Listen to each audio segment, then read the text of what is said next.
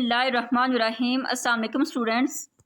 Today we are going to start lecture number 6 biology FSc part 1। The topic is cytoplasm. आज के lecture में बच्चे हम cell के सेकंड कंपोनेंट साइटोप्लाज्म के बारे में डिस्कस करेंगे। जैसा कि आप लोग जानते हैं कि हम प्रीवियस लेक्चर्स में सेल के फर्स्ट कंपोनेंट जो कि हमारे पास है प्लाज्मा मेम्ब्रेन और सेल वॉल, इसके बारे में डिटेल से स्टडी कर चुके हैं। आज के लेक्चर में हम सेल के सेकंड कंपोनेंट जो कि हमारे पास है साइटोप्लाज्म, इसके बारे में डिस्कस करेंगे। साइटोप्लाज्म को बच्चे डिस्कवर किया था रॉबर्ट हुक ने 1665 में। उसने क्या कहा था कि जो सेल का फ्लूइड पोर्शन होता है उसको साइटोप्लाज्म कहते हैं। Cytoplasm is a combination of two words cyto and plasm. Cyto mean cell and plasm mean fluid. Fluid portion of the cell is known as cytoplasm. अब बच्चे ये जो साइटोप्लाज्म होता है ये हर एक सेल के अंदर मौजूद होता है, जिसको सेल मेम्ब्रेन या प्लाज्मा मेम्ब्रेन ने सराउंड किया होता है। उसके अंदर क्या चीज़ मौजूद होती है? उसके अंदर थिक सोल्यूशन मौजूद होता है जिसको फ्लूइड कहते हैं। इसी की बेस पर जो साइटोप्लाज्म को fluid portion of the cell कहा जाता है। अगर बच्चे हम सेल के अंदर इसकी लोकेशन देखें तो ये हमारे पास सेल है, ठीक है। सेल की ये जो आउटर मोस्ट बाउंड्री है इसको प्लाज्मा मेम्ब्रेन या सेल मेम्ब्रेन कहते हैं। इसके सेंटर में न्यूक्लियस मौजूद है जिसके अंदर डीएनए क्रोमोसोम्स होते हैं, ठीक है। और इसके ये वाला जो पोर्शन होता है सेल का, न्यूक्लियस और सेल मेम्ब्रेन के दरमियान जितना भी ये पोर्शन है इसको हम साइटोप्लाज्म कहते हैं, जिसके अंदर इसके थिक सोल्यूशन मौजूद होता है, फ्लूइड मौजूद होता है और डिफरेंट ऑर्गन्स मौजूद होते हैं। वो जाके हम इसकी केमिकल कंपोजिशन को डिटेल से स्टडी करते हैं। ये थी बच्चे हमारे पास साइटोप्लाज्म की लोकेशन कि ये सेल के अंदर कहाँ मौजूद होता है। उसके बाद बच्चे हमारे पास है प्रोटोप्लाज्म। प्रोटोप्लाज्म क्या होता है कि ये यूकैरियोटिक सेल्स होते हैं। वो सेल्स जिनके अंदर डेफिनेट न्यूक्लियस मौजूद होता है उनको यूकैरियोटिक सेल कहते हैं। उसके अंदर लिविंग कंटेंट्स जो होते हैं उसकी जो होती हैं वो दो मेन टाइप्स होती हैं। एक हमारे पास होता है न्यूक्लियोप्लाज्म और दूसरा होता है साइटोप्लाज्म। न्यूक्लियोप्लाज्म क्या होता है? न्यूक्लियस के अंदर जो फ्लूइड मौजूद होता है उसको हम न्यूक्लियोप्लाज्म कहते हैं और जो सेल के अंदर मौजूद होता है उसको हम साइटोप्लाज्म कहते हैं। बच्चे न्यूक्लियोप्लाज्म और साइटोप्लाज्म को कलेक्टिवली नाम दिया जाता है प्रोटोप्लाज्म का। इसको बच्चे लास्ट में याद रखिएगा कि protoplasm is the combination of nucleoplasm and cytoplasm. जब ये दोनों आपस में कंबाइन करते हैं तो उनको हम कलेक्टिवली नाम देते हैं प्रोटोप्लाज्म। इसको बच्चे लाइफ फ्लूइड भी कहा जाता है। इसको लाइफ फ्लूइड क्यों कहा जाता है? क्योंकि लाइफ के जो फंडामेंटल मॉलिक्यूल्स होते हैं ये इन दोनों के अंदर मौजूद होते हैं, जिसकी वजह से इसको लाइफ फ्लूइड या प्रोटोप्लाज्म कहा जाता है। नेक्स्ट बच्चे हमारे पास है केमिकल कंपोजिशन ऑफ साइटोप्लाज्म कि साइटोप्लाज्म किन चीज़ों से मिलकर बना होता है। सबसे पहले बच्चे इसके अंदर आ जाता है 90% वाटर, जिसको साइटोसोल भी कहा जाता है। साइटोसोल जो होता है ये सेल का लिक्विड पोर्शन होता है जिसके अंदर 90% वाटर मौजूद होता है। सेकेंडली इसके अंदर एक्वस ग्राउंड सब्सटेंसेस होते हैं, ऐसे सब्सटेंसेस जो कि सेल को सपोर्ट और प्रोटेक्शन प्रोवाइड करते हैं वो मौजूद होते हैं। सेल ऑर्गेनल्स होते हैं जैसे एंडोप्लाज्मिक, माइटोकॉन्ड्रिया वगैरह है, ये सेल के कंपार्टमेंट्स होते हैं, ठीक है। वो इसके अंदर जो होते हैं साइटोप्लाज्म के अंदर मौजूद होते हैं। इसके अलावा इनसॉल्युबल वेस्ट होता है, ऐसे प्रोडक्ट्स जो कि सेल के लिए रिक्वायर्ड नहीं होते तो उसको वेस्ट प्रोडक्ट्स की फॉर्म में साइटोप्लाज्म इसको स्टोर करता है। इसके अलावा बच्चे इसके अंदर स्टोरेज प्रोडक्ट्स होते हैं, वो स्टोर होते हैं जैसे ग्लाइकोजन है। जब सेल के अंदर एक्स्ट्रा ग्लूकोज होती है तो एक्स्ट्रा ग्लूकोज को कन्वर्ट कर दिया जाता है ग्लाइकोजन की फॉर्म में और ग्लाइकोजन को साइटोप्लाज्म क्या करता है, उसको स्टोर कर लेता है।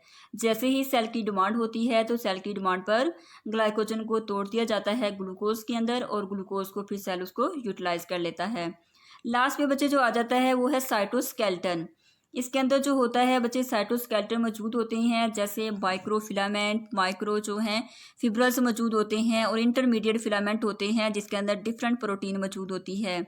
ये डिफरेंट प्रोटीन क्या करती है? सेल को सपोर्ट और प्रोटेक्शन प्रोवाइड करती है। साइटोस्केलेटन के नाम से पता चल रहा है कि ये एक हमारे पास फ्रेमवर्क है, ऐसा फ्रेमवर्क जो कि डिफरेंट प्रोटीन्स का फ्रेमवर्क होता है जो कि सेल की प्रोटेक्शन और सेल की सपोर्ट के लिए रिक्वायर्ड होता है। वो भी साइटोप्लाज्म के अंदर मौजूद होता है जिसको साइटोस्केलेटन कहते हैं। नेक्स्ट बच्चे हमारे पास है cytosol. The soluble part of cytoplasm is called cytosol. Cytoplasm का सोलेबल पार्ट मीन जो इसका लिक्विड पोर्शन होता है उसको साइटोसोल कहते हैं। इसका काम क्या होता है कि ये ग्राउंड सब्सटेंसेस बनाते हैं। अब ग्राउंड सब्सटेंसेस क्या होते हैं? Molecules of life. ठीक है, इसकी केमिकल कंपोजिशन क्या है कि इसके अंदर 90% वाटर होता है साइटोसोल के अंदर, जैसे मैंने अभी आपको इसकी कंपोजिशन में बताया कि 90% इसके अंदर वाटर मौजूद होता है और इसके साथ फंडामेंटल मॉलिक्यूल्स ऑफ लाइफ मौजूद होते हैं। अब बच्चे फंडामेंटल मॉलिक्यूल्स ऑफ लाइफ क्या होते हैं? ऐसे मॉलिक्यूल जो कि लाइफ के सर्वाइवल के लिए और लाइफ की एक्टिविटीज़ के लिए रिक्वायर्ड होते हैं, उनको बेसिक या फंडामेंटल मॉलिक्यूल्स ऑफ लाइफ कहा जाता है। ये बच्चे दो चीज़ें जो होती हैं वो साइटोसोल के अंदर जो हैं वो मौजूद होती हैं। इसी वजह से इसको कहा जाता है कि ये साइटोप्लाज्म का सोलेबल पार्ट है। ठीक है, और इसको क्या कहते हैं? साइटोसोल कहते हैं। इसको बच्चे डायग्राम के अंदर देख लेते हैं कि साइटोसोल क्या होता है। ये बच्चे हमारे पास कंपैरिजन आप लोगों को दिखाया गया है साइटोसोल का और साइटोप्लाज्म का। ये हमारे पास दो सेल्स हैं। ठीक है, इन सेल्स को देखिएगा, एक ये सेल है और एक ये सेल है। ठीक है, इसकी ये जो आउटर जो इसकी मेम्ब्रेन है, ठीक है, इसको प्लाज्मा मेम्ब्रेन कहते हैं और इसके सेंटर में क्या मौजूद है? न्यूक्लियस मौजूद है। इसके अलावा ये जो इसके पार्ट्स हैं, ठीक है, और इस सेल के भी ये वाले जो वाइट वाले आप लोगों को पार्ट नजर आ रहे हैं, ये क्या है? इसके सेल ऑर्गेनल्स हैं। ये कुछ भी हो सकते हैं, माइटोकॉन्ड्रिया है, इसके अंदर एंडोप्लाज्मिक रेटिकुलम है, प्लास्टिड्स वगैरह हैं। ठीक है, वो इसके अंदर इसके सेल ऑर्गेनल्स कहलाते हैं। ये इसके सेल ऑर्गेनल्स हैं। अब साइटोप्लाज्म में और साइटोसोल में क्या फ़र्क है, ये लाजमी इसके बच्चे देखिएगा। साइटोप्लाज्म के अंदर क्या होता है कि इसका जो सोलेबल पार्ट और सेल ऑर्गेनल वाला जो पार्ट होता है उसको कलेक्टिवली साइटोप्लाज्म का नाम दिया जाता है। लेकिन अगर हम लोग कहें कि इसका जो सोलेबल पार्ट होता है सेल का ऑर्गेनल्स को निकाल के, ठीक है, बाकी जो इसका पोर्शन होता है उसको साइटोसोल कहते हैं, क्योंकि इसके अंदर 90% वाटर होता है और 90% जो वाटर होता है उसके अंदर लिक्विड मटेरियल्स इसके अंदर मौजूद होते हैं। इसी की बेस पर इसको साइटोसोल कहा गया है। ठीक है, अगर हम सिर्फ सोलेबल पार्ट की बात करते हैं तो उसको साइटोसोल कहते हैं, लेकिन अगर हम सोलेबल पार्ट के साथ ऑर्गेनल्स की बात भी करते हैं तो उसको साइटोप्लाज्म कहते हैं। क्लियर?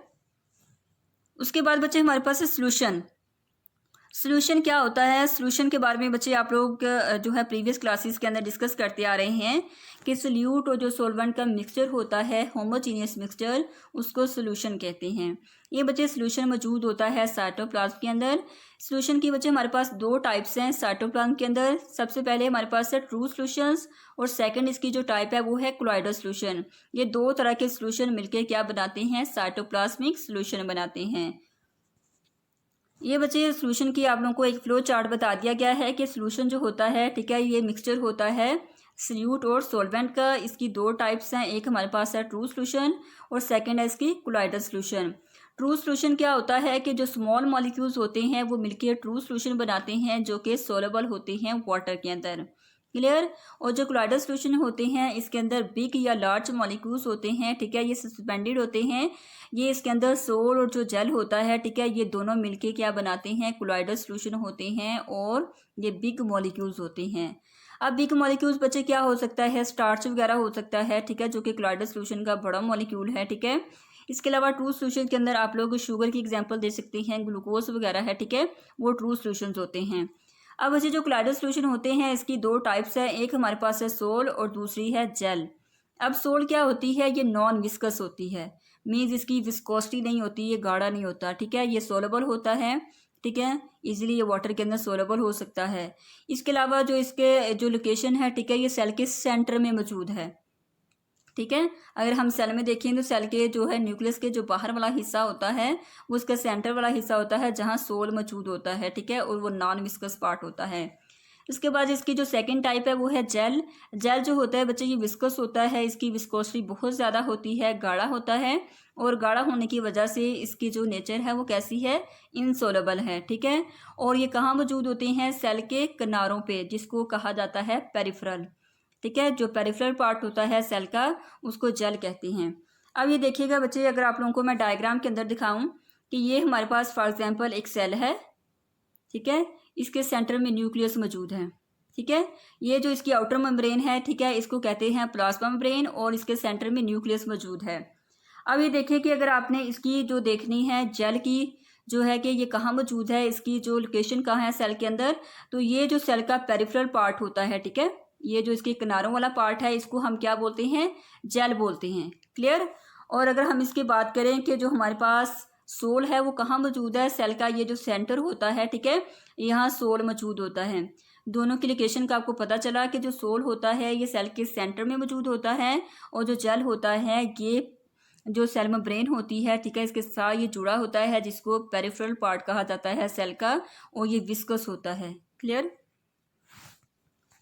उसके बाद बच्चे हमारे पास है फंक्शंस ऑफ साइटोप्लाज्म, कि साइटोप्लाज्म के फंक्शंस क्या होते हैं। सबसे पहला जो इसका काम होता है वो स्टोर हाउस का होता है। क्यों इसको बच्चे स्टोर हाउस कहा जाता है, क्योंकि जितने भी वाइटल केमिकल्स होते हैं, इंपॉर्टेंट केमिकल्स होते हैं, जैसे अमाइनो एसिड वगैरह है, ग्लूकोज है, ठीक है, डिफरेंट पिगमेंट्स जो होते हैं वो इसके अंदर स्टोर हुए होते हैं, जिसकी वजह से इसको स्टोर हाउस कहा जाता है। इसके अलावा क्या होता है कि जो वेस्ट प्रोडक्ट होता है सेल का वो भी साइटोप्लाज्म के अंदर स्टोर हुआ होता है, ठीक है, और वो इनसोल्युबल फॉर्म में जो है वो साइटोप्लाज्म के अंदर स्टोर हुआ होता है, ठीक है। वाइटल केमिकल्स की वजह से और वेस्ट केमिकल की वजह से इसको क्या कहा जाता है, store house of the cell भी कहा जाता है। उसके बाद बच्चे इसका जो सेकंड जो है फंक्शन है वो है metabolic process, most important function of cytoplasm, कि जो मेटाबॉलिज्म का प्रोसेस होता है वो साइटोप्लाज्म के अंदर होता है। इस मेटाबॉलिक प्रोसेस के अंदर बच्चे बेसिकली क्या हो रहा होता है, ग्लाइकोलाइसिस। ग्लाइकोलाइसिस क्या होती है, glyco mean glucose and lysis mean break down, कि जब ग्लूकोज मॉलिक्यूल ब्रेक करता है तो उसके नतीजे में क्या होता है कि 2 पायरुवेट मॉलिक्यूल प्रोड्यूस होते हैं और साथ एनर्जी प्रोड्यूस होती है, जिसको डिफरेंट एक्टिविटीज़ के लिए यूटिलाइज कर लिया जाता है। इस प्रोसेस को हम क्या बोलते हैं, ग्लाइकोलाइसिस कहते हैं, और ये साइटोप्लाज्म के अंदर प्रोसेस हो रहा होता है, ठीक है। तो ये मोस्ट इंपॉर्टेंट फंक्शन है साइटोप्लाज्म का। इसके अलावा बच्चे इसके अंदर डिफरेंट इंजाइम्स मौजूद होते हैं, ऐसे इंजाइम जो कि रिस्पायरेशन में हेल्प करते हैं, ऐसी रिस्पायरेशन जो कि एनारोबिक रिस्पायरेशन होती है, जो कि एब्सेंस ऑफ ऑक्सीजन में रिस्पायरेशन हो रही होती है, उसके लिए इंजाइम रिक्वायर्ड होते हैं जो कि साइटोप्लाज्म के अंदर होते हैं, ठीक है। ये भी साइटोप्लाज्म का मोस्ट इंपॉर्टेंट फंक्शन है। थर्ड बच्चे जो इसका इंपॉर्टेंट फंक्शन है वो है मीडियम फॉर सेल ऑर्गेनल्स। अब ये क्या करता है साइटोप्लाज्म, ये स्पेस प्रोवाइड करता है डिफरेंट ऑर्गेनल्स को, जैसे है एंडोप्लाज्मिक रेटिकुलम है, राइबोसोम्स है, सेंट्रियोल्स हैं, प्लास्टिड्स वगैरह हैं, ठीक है। ये सारे ऑर्गेनल्स हैं जो कि सेल के अंदर मौजूद होते हैं, सेल के साइटोप्लाज्म के अंदर मौजूद होते हैं।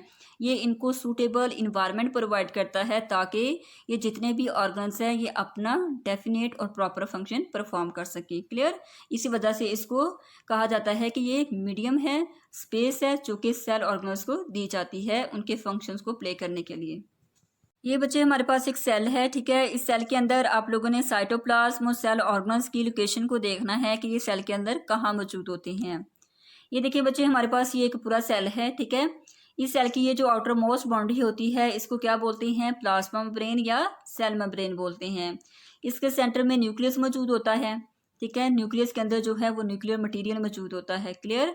उसके बाद बच्चे देखिएगा कि न्यूक्लियस और प्लाज्मा मेम्ब्रेन के दरमियान का जितना भी पोर्शन होता है उसको क्या बोलते हैं, साइटोप्लाज्म बोलते हैं। अब ये देखिएगा बच्चे साइटोप्लाज्म के अंदर आप लोगों को डिफरेंट ऑर्गन्स नजर आ रही होंगी, जैसे यहाँ हमारे पास क्या है, गोल्जी अपरेटस है, ठीक है, पारोक्सीसोम्स है, सेंट्रोसोम है, ठीक है, माइटोकॉन्ड्रिया यहाँ ये मौजूद हैं, ठीक है। ये डिफरेंट ऑर्गन्स जो होते हैं ये साइटोप्लाज्म के अंदर मौजूद होते हैं। साइटोप्लाज्म ने इनको इम्पोर्टेंट मीडियम, एक इम्पोर्टेंट स्पेस प्रोवाइड की होती है ताकि ये जो हमारे पास ऑर्गन्स हैं ये अपना स्पेसिफिक फंक्शन जो है प्ले कर सकें। जैसे बच्चे माइटोकॉन्ड्रिया का जो फंक्शन होता है वो एटीपी सिंथेसिस होता है, ठीक है। तो ये एटीपी तभी जनरेट करता है जब साइटोप्लाज्म इसको एक स्पेसिफिक और एक जो इम्पोर्टेंट मीडिया प्रोवाइड करता है ताकि वो इजीली अपना फंक्शन प्ले कर सके, ठीक है। ये था बच्चे हमारे पास सेल के अंदर साइटोप्लाज्म और सेल ऑर्गेनल्स की जो है वो लोकेशन। लास्ट पे बच्चे आ जाता है इसका फंक्शन साइक्लोसिस। साइक्लोसिस बच्चे क्या होती है, ये एक स्ट्रीमिंग मूवमेंट होती है जो कि साइटोप्लाज्म के अंदर होती है।